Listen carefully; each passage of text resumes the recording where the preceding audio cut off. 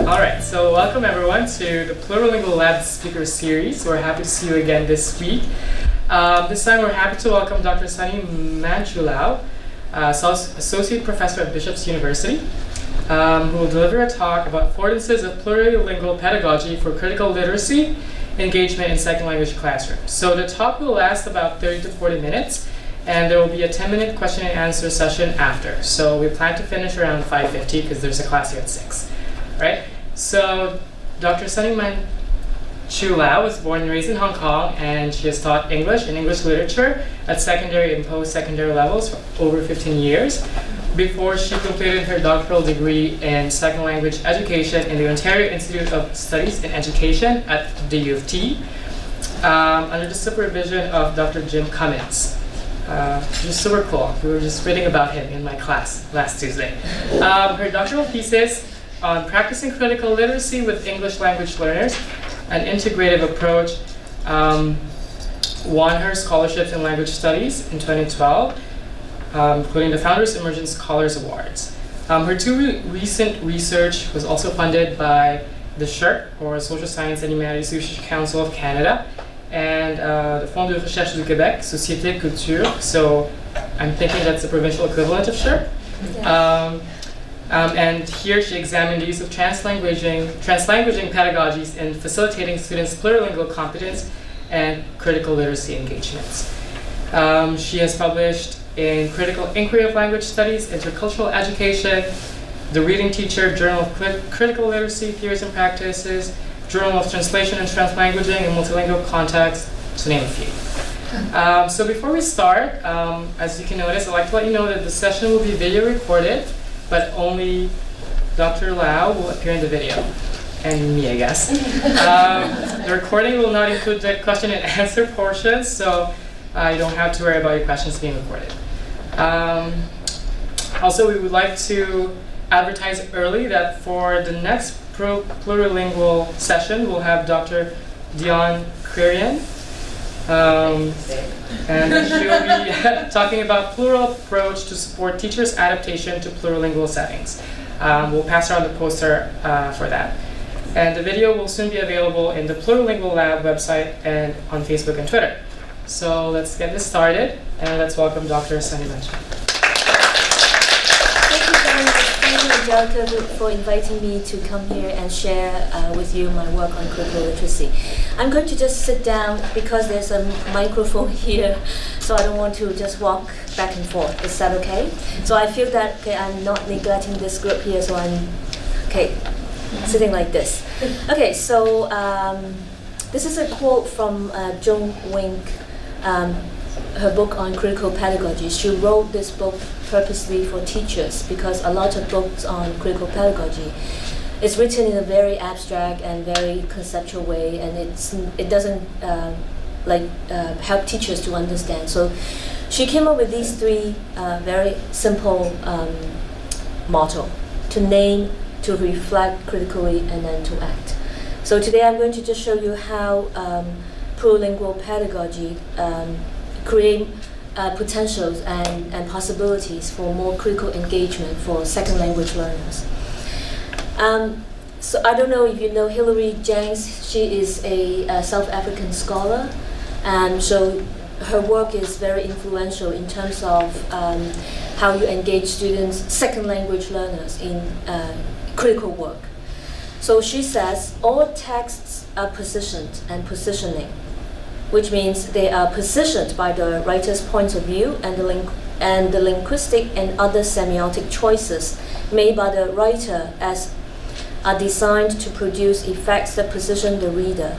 They entice us into their way of seeing and understanding the world, into their version of reality. Every text is just one set of perspectives on the world, a representation of it.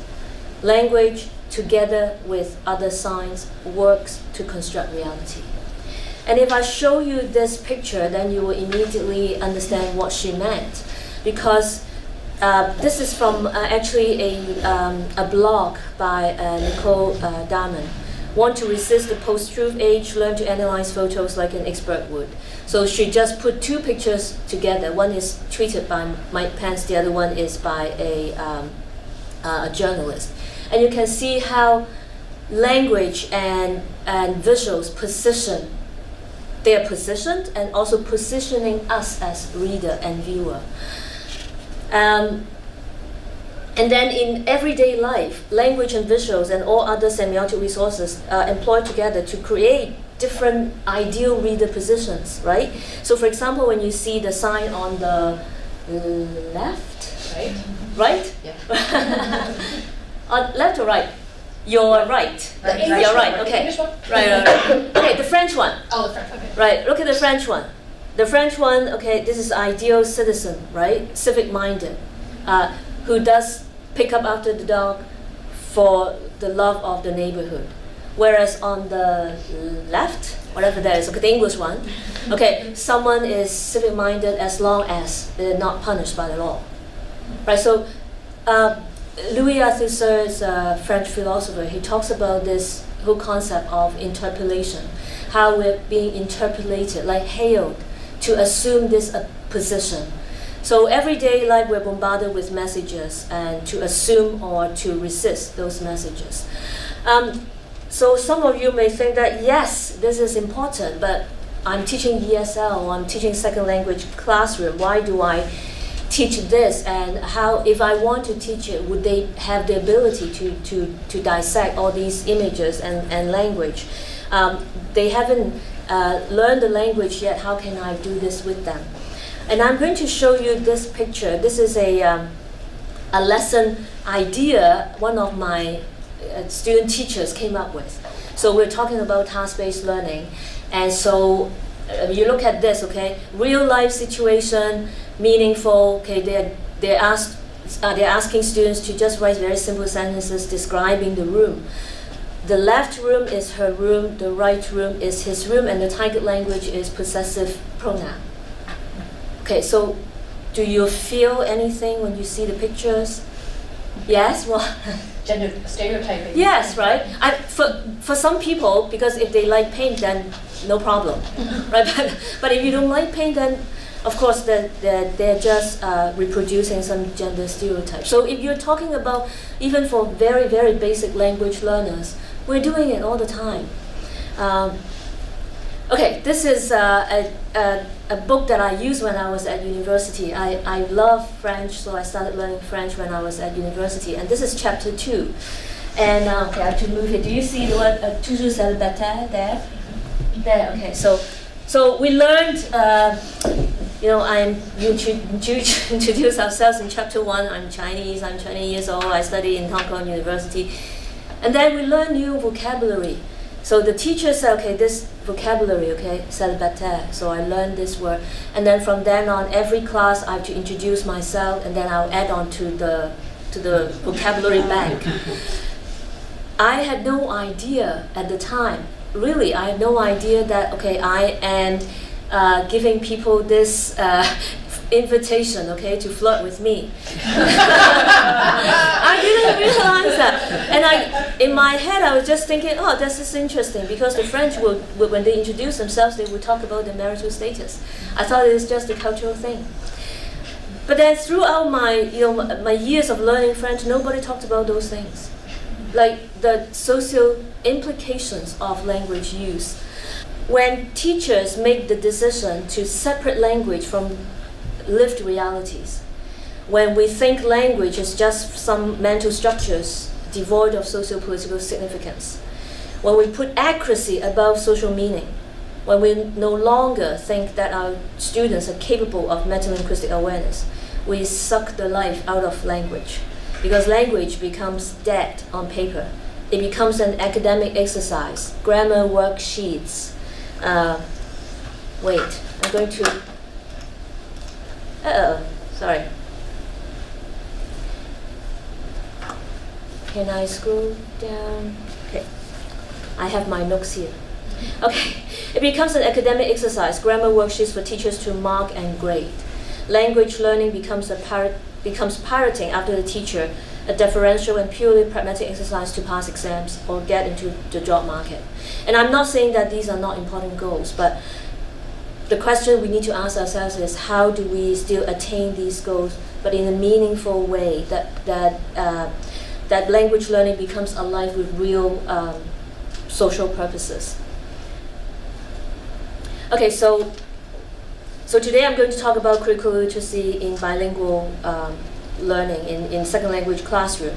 And critical literacy is important in all classrooms. I would argue, particularly in second language classroom, because this is where languages and cultures interface, interact, and sometimes collide. So to engage in second language learners in critical literacy, we need to rethink what language and literacy is. And some of the examples that I've shown you already indicate to us that language is not just mental structures, but it's social practice. So here, Alan Luke is a famous scholar from Australia. He talks a lot about critical literacy. He says, when we refer to the social practices of reading, then we refer to particular psychological skills, linguistic competences, cognitive strategies, etc.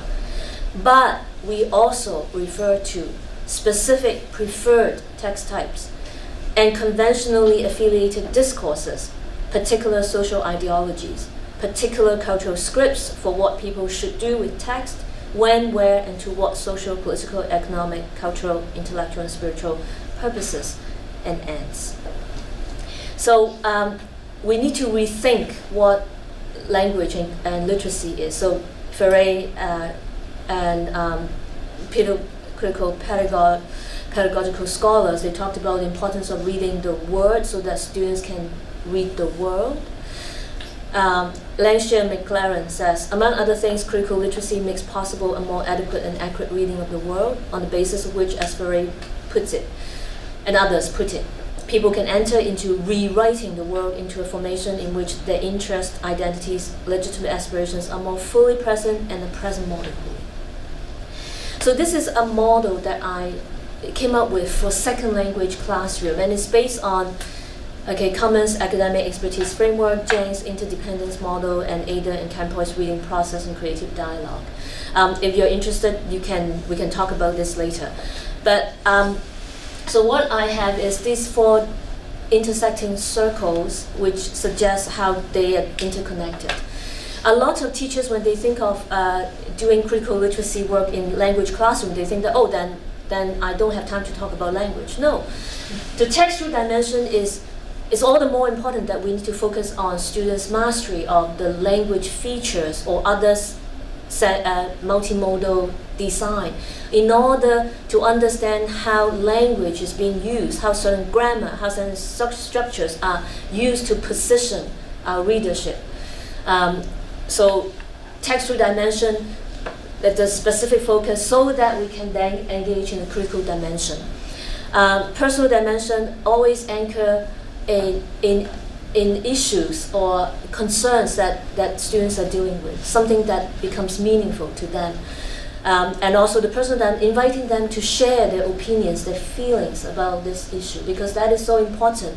Because why do we feel a certain way about certain issue reflects our value, reflects, right? Why do you, when you see pink, immediately red, okay? What is that? The siren, okay, is going on. Again, exactly because we have certain values, okay? Either this engages, matches with ours, or it's against what we believe in. And then at the end is to engage them in critical and transformative dimension. Engaging them to act on, based on what they learn, to act on the issue. Okay, so rethinking what language and literacy is. The second very important thing is to rethink, because when we say second language learners are not able to do it, then we have to rethink second language learning theory and language theory in general. You will know this, right? A lot traditional conventional way of understanding language is that it is bounded and unified, and we have first language speaker, okay, have complete and perfect language mastery. It's a myth, and so the way we look at two bilingual is two monolinguals in one person. And this is a romantic, Harris said, it's a romantic notion of bilingualism, because we never have a complete, right? How many of you know the language for like car repairing? Maybe someone does here. No. No. Okay. Good. Okay. And so by deconstructing these notions, we also help to reposition students, right? Because they're not defined by their lack, but defined by the combining resources that they have. And so because if we see students in this way, then they are actually very capable of doing a lot more interesting things.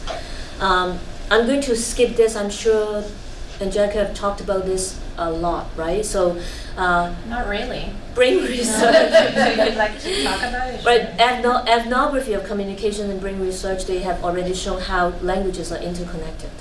Okay, and Garcia actually uses this metaphor to describe how multilinguals, and all of us here, I'm sure, are multilinguals, right? How we select, we choose, and we mobilize different resources. I'm also talking about multimodal resources, not just language, right?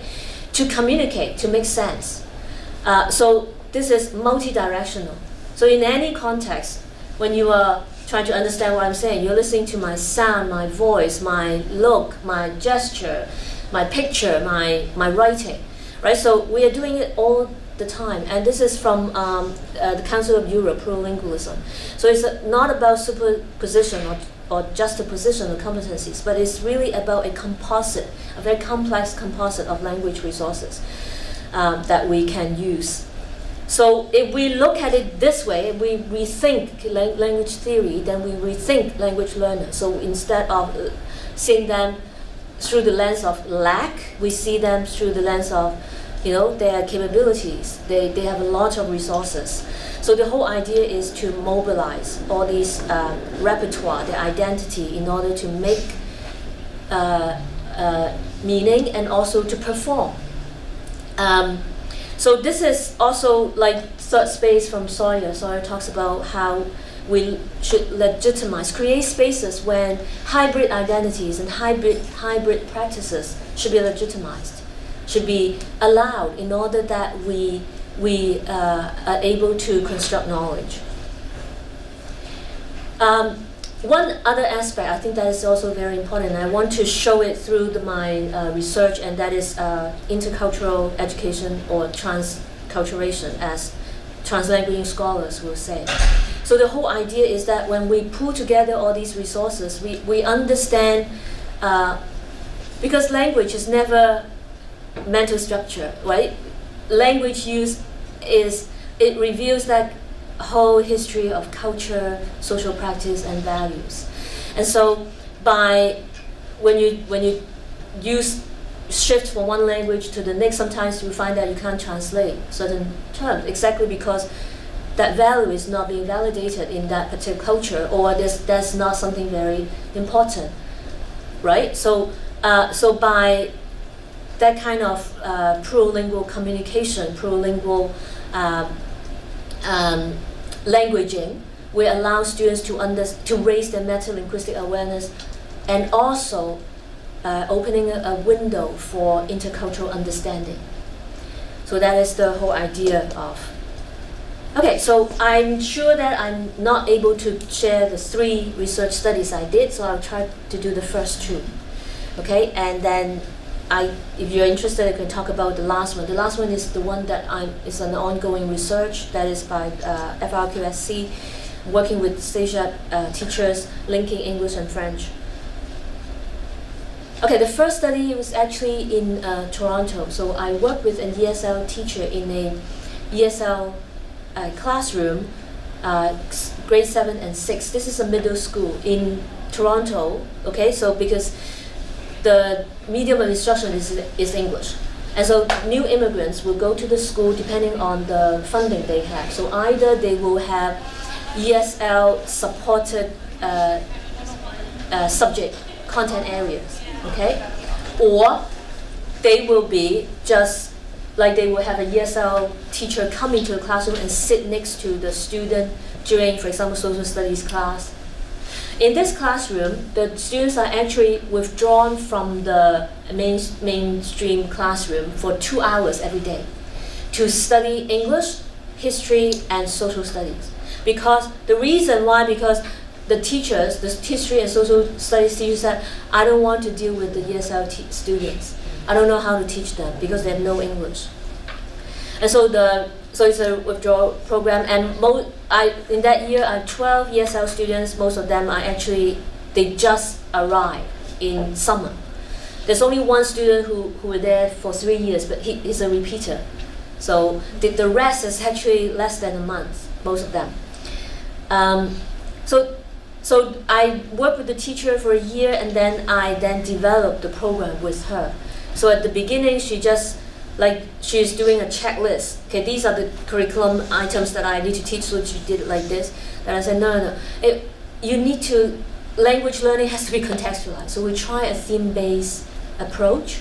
So these just two topics that we tried. The first one, me and my family, so there are sub-themes there. The reason why I suggested this is because these are teenagers, they're 14, 15. They are at a stage when they are, first of all, dealing with their own, identity crisis, and then immigration, and then language, all these. And so we were reading this book, me and my family, okay, in the unit, the name Jia is about this Korean girl went to the States, and then she found her name very strange. She wanted to change her name.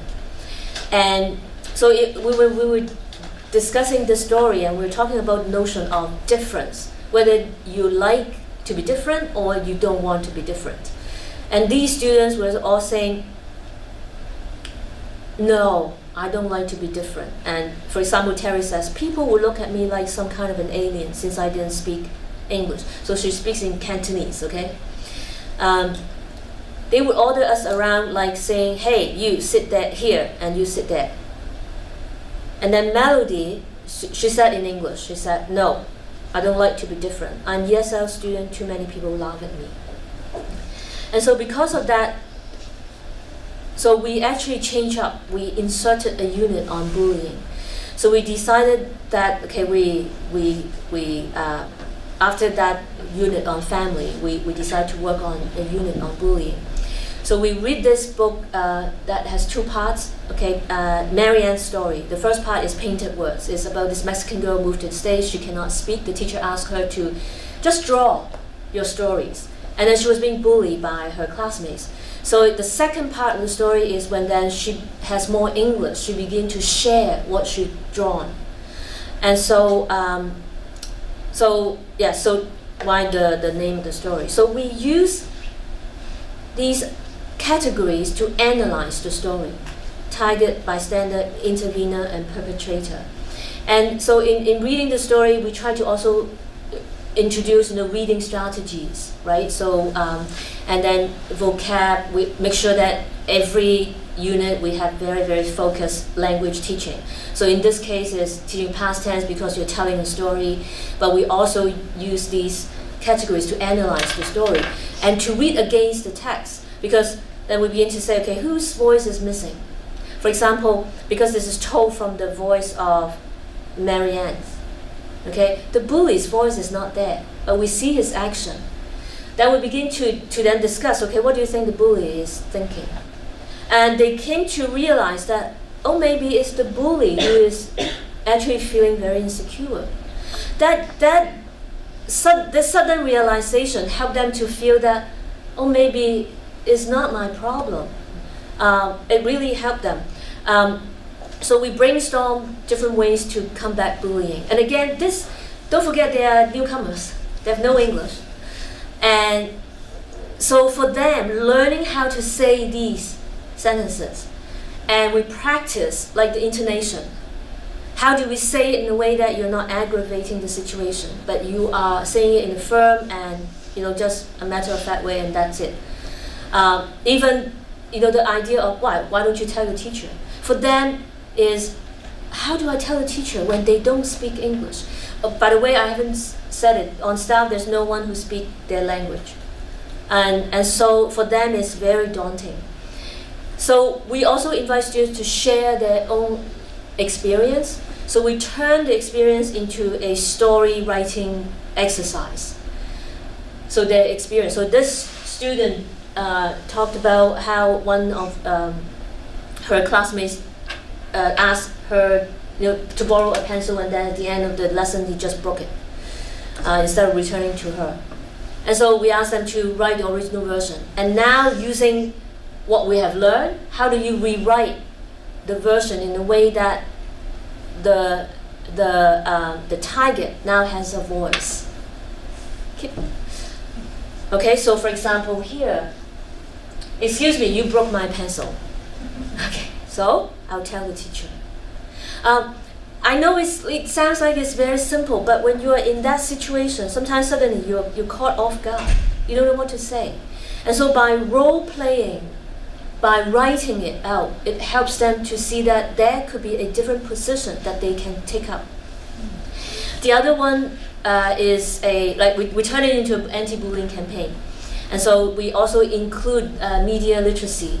So then in the previous year when the teacher taught media literacy, so doing a checklist.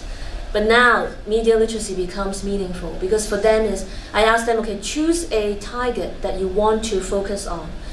This student focus on the bully. Okay, this poster is for the bully, and then the other one is for the target. So we looked at different posters and how do we design a poster and all that. So in the process, the new immigrant ESL students also got to reflect on their own implicit bias on other social groups. So for example, when they talk about them being bullied by others, even though they will be bullied, they were bullied by black students or other students, but then they will always highlight black students. They will say, 黑鬼 in Mandarin, or 黑鬼 or 黑人 in Cantonese. But then other social group, they would just say students or my classmate. 黑鬼 is you know 鬼佬? Okay, do you know this Cantonese term 鬼佬 refers to foreign devil? So this can date back to the 18th century. So very common in southern China. This is to describe the foreigners who have blonde hair and blue eyes. So this is a derogatory term. So 黑鬼, black ghost, is a derivative from that, from 鬼佬. So again, this otherness. And so when I asked them, okay, why do you keep saying that? Okay, so I hope that I can analyze this with you. Okay, so when I asked the class, why do you single out the black classmates? And then Terry says, you can see she's doing translanguaging here. She said, my mom said black people are horrible. And then she continued in Cantonese, which means my mom said if you had nothing to do with them, that means the black students, they would have nothing to do with you. Others said, never go near them. Sorry, if you step on their toes, they will beat you up. Okay, so Terry here is quoting other people's comment on black people. And by the way, you see here, 抬親佢條尾, if you step on the toes, literally, actually, it means step on the tail, which is a very implicit insult on people as animals. And so, but you can see the interesting translanguaging from English to Cantonese, because she uses it very effectively to distance herself. This is what they said, okay, in Cantonese. And then when I go on to ask, okay, is it fair to describe black people in this way? She thought for a moment. She said, this is what they tell me. I just listen in English. And then she stopped. Well, no, this is not fair. In Cantonese, she said we're discriminating against them. 咁我哋就係歧視緊佢哋. So here you can see a shift, her willingness to then align herself with the community, saying that, okay, I'm also with them and this is not good, okay? But then she immediately added another comment. Well, 不過佢哋歧視我哋先喎, but it's them who discriminated against them. You can see her struggling between, now she understands because she's exploring this whole issue of racism, and she is also a victim of racism, but inadvertently she's also othering other racial group. This is interesting, and in doing critical literacy, I'm not looking for, like, immediately she can tell me very politically correct answers. That is not possible. But I think it opens up a space for her to rethink, her actions. At the end of the unit, we actually negotiate with the school, and we allow to do a lunch and learn session with the teachers. And so the students, at the end of that unit, they also have written their own spoken memories. They talk about themselves. So based on Marianne's story, they wrote their own spoken memories. And so they present their spoken memories to the teachers during the lunch and learn session. And so because of that, some teachers, some of them said, okay, this is really eye-opening, because they thought that the students are so quiet in the class, in the main classroom. They're not causing any trouble. They didn't realize they're going so many difficulties. And so some of the teachers did try to readjust their teaching. At the end, this is at the end of term interview, Terry said, it helped me to speak back. It is also good that now others know that I can speak. So for her, it's empowering in the sense that English language learning allows her to assume that more powerful position, because now people don't see her as just an ESL student. Melody said, now I'm bullied, but back in China, it was always me who bullied others. Now I finally learned to put myself in other people's shoes, look at things from other perspectives. The teacher, I just want to go over very quickly. She said at the beginning she didn't think that they can do it, but at the end she said, wow, it's really interesting to see what the students can come up with. Because at the end of the year, they actually rewrote Cinderella in a like deconstruct all the stereotypes. So the conclusions for this study. Teaching English through critical translanguaging, critical examination, relevant social topics. And it also, when you allow students to use their own language in a meaningful way in the classroom, it really opens up the space for them to explore issues that may not surface or may not have the space to be discussed in an English-only classroom. And transculturation also opens up that door for intercultural understanding. Okay, so this is the first study. And the second study, back in Quebec, and this is an English elementary school. So I work with two teachers. One is an ELA, English Language Arts. The other one is a French second language teacher. Both of them are in the English School Board. Okay, and so we collaborated. Like we did a pilot study for 2 years, and then we got the funding from FRQSC, so we continue with our study. And at the same time, the school board was very, very happy with the teachers' collaboration, so they actually allowed them to create a multi-age classroom. They actually allowed them to use 2 classrooms, and then they break down a wall, so that the two teachers can be in the same space. They use one space for desk work, the other space for discussion. And then they have grade 4 to grade 6 students. So this is quite a complex project because it involves multi-age, but as also 2 languages. Before we collaborated, the teachers have been trying something out, but then usually when they work together, they will always use English instead of using both languages. Okay, so what we did is year-long theme-based approach. So literature-based. So we read a range of stories. So that year we decided on the theme of celebrating diversity. So we chose books that we start with something easier, like physical differences. So for example, the first one is about this blind child. And then moving on to other areas like class, and then race. Okay, and so we always start with English first because these students, they're more dominant in English. It's an English school board, but we still have students coming from French families with the certificate. Okay, the English language rights, and so So we always try doing the English first, so that they will have the opportunity to discuss and to understand some more complex concepts before we read the French book. The French book, usually we try to find a book of the same theme, but not the same book, but of a lower language level, but same theme. So then the whole idea is they have the knowledge to talk about, to discuss the issue already. So we also follow, I don't know if you know Vivienne Vasquez. She's a Canadian scholar, but then she went to the US. She did a lot of work on critical literacy with young learners.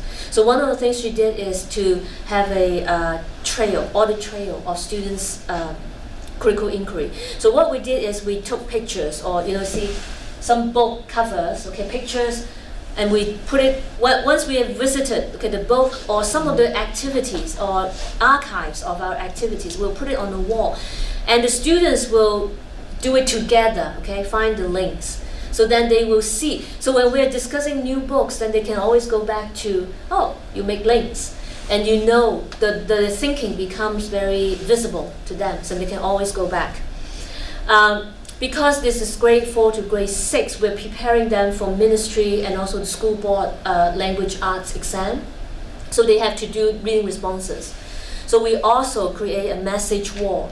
So when we've read a story, we try to write down the main themes.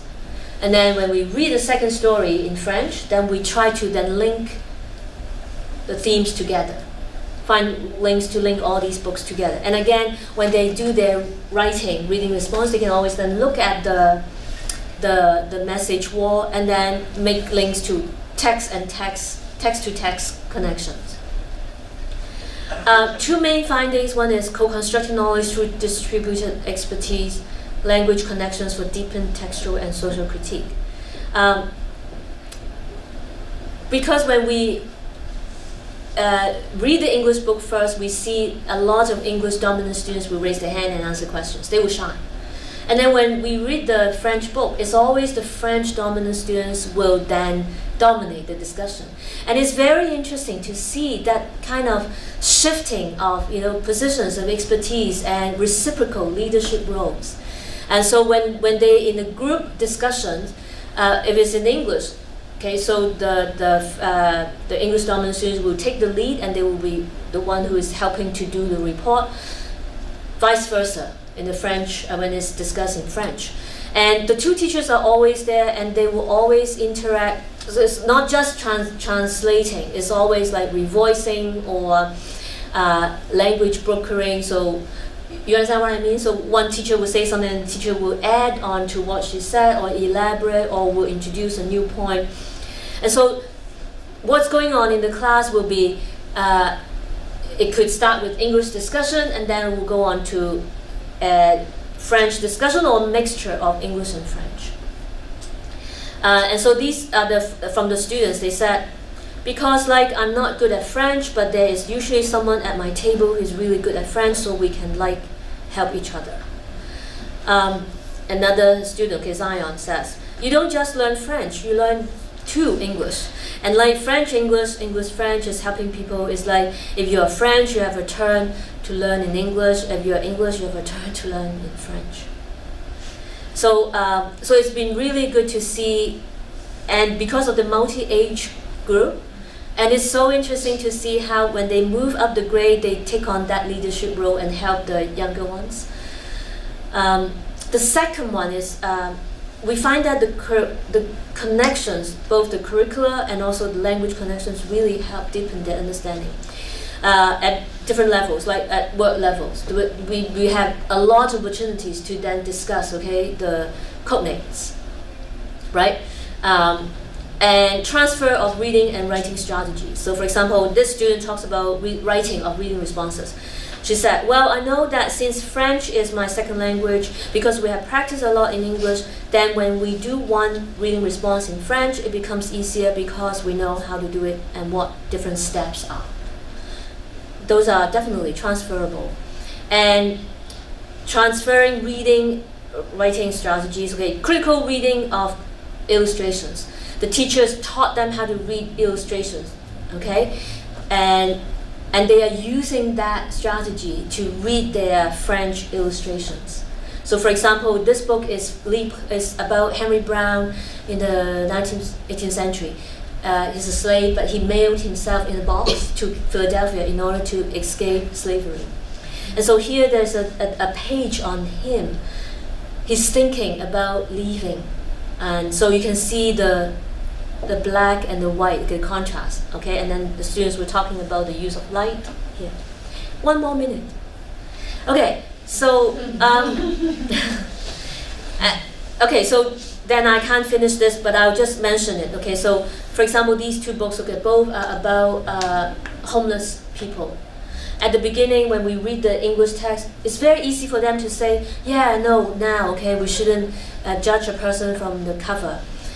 When they read the second book, because the one big question is, why do the parents in the two books, it's the parents who is very judgmental. Why is it the parents who is doing this?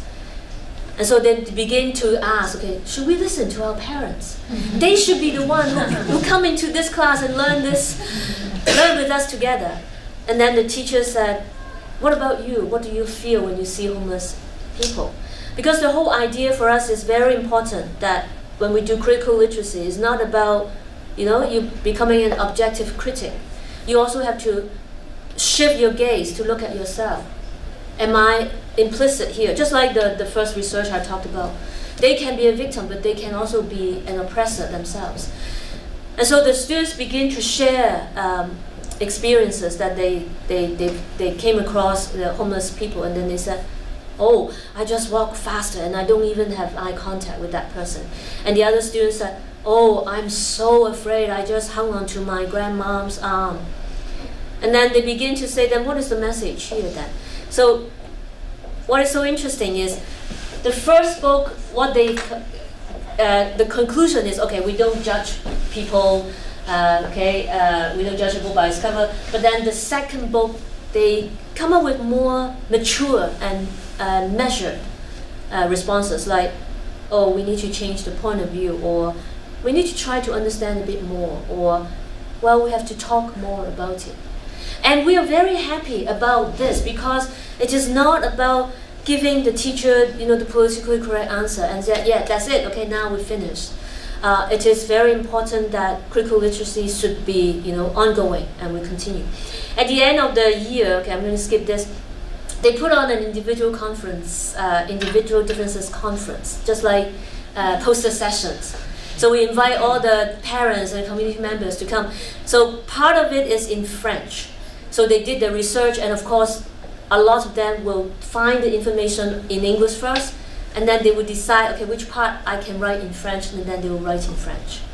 And so they will do it in English and French, and you see, this student, he actually had a brother who had Down syndrome. And he said in his interview, he said through this study, he actually understands his brother a bit more. The other student, his mother has bipolar, and so that's why he chose this topic. Other students chose topics that are inspired by the stories that we read. I don't have time to read this, so I'm going to skip, and my last page, okay, conclusion. Okay, so the whole idea is that it's very important that you anchor language learning in meaningful social topics, issues that relate to their lives. Because then the students will understand, why am I learning it? What can I do with the language? You value and mobilize students' entire semi-linguistic repertoire for critical learning. So like the second group, the elementary classes, their peers in another the French classroom, they're still working on worksheets. I'm not saying that worksheets are not important, but they're doing something so meaningful, and they see themselves as writers, right? That is the difference. To find, negotiate, and create plurilingual translanguaging spaces, or third space, to reposition students as language users and agents of social change. There's a Chinese term, okay, 矮给, which literally means challenge and opportunity. And teachers embody and act researcher identity, that try out something and see what the students' response is, and you will be surprised how capable they can be. Anyway, that's the end. Thank you.